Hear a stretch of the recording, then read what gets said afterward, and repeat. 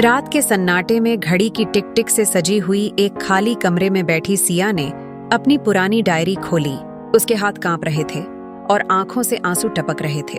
वो डायरी उसकी जिंदगी के वो पन्ने थे जो उसने कभी किसी से साझा नहीं की थे, जो उसके दर्द का सबसे सच्चा साथी था। आज की रात अलग थी। आज वो दिल का सारा दर्द उस डायरी के पन्नों पर फिर से बिखेर देना चाहती थी। सिया की जिंदगी कभी भी आसान नहीं रही थी। एक खुशहाल परिवार का सपना वो बचपन से ही देखती आ रही थी, लेकिन उसकी किस्मत हमेशा उससे रूठी रही।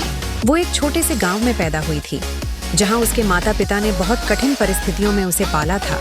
लेकिन मुश्किलें यहीं खत्म नहीं हुई थीं, बल्कि हर मोड़ पर उसके सामने चुनौतियों की एक नई दीवार खड़ी होती रही। जब सिया ने अपनी माँ को तब खो दिया था जब वो सिर्फ 10 साल की थी, तो उसकी दुनिया अचानक अंधेरों में डूब गई। माँ की मौत उसके लिए सबसे बड़ा सदमा था, क्योंकि माँ ही उसका सहारा थी। पिता ज्यादातर खेतों में काम करते थे और उसके लिए वक्त बहुत कम निकाल पाते थे। माँ के जाने के बाद सिया को खुद ही अपना ध्यान रखना पड़ता था, घर संभालना पड़ता था और स्कूल भी जाना पड़ता था। इस दौरान उसका मन बहुत बार घुटने लगा, लेकिन उसने कभी हार नहीं मानी। दुख और अकेलेपन के बीच सिया ने अपने आसपास की दुनिया को उजला करने की कोशिश की। उसने पढ़ाई में मेहनत की, सपनों को अपनी ताकत बनाया और खुद को आगे बढ़ाने का संकल्प लिया।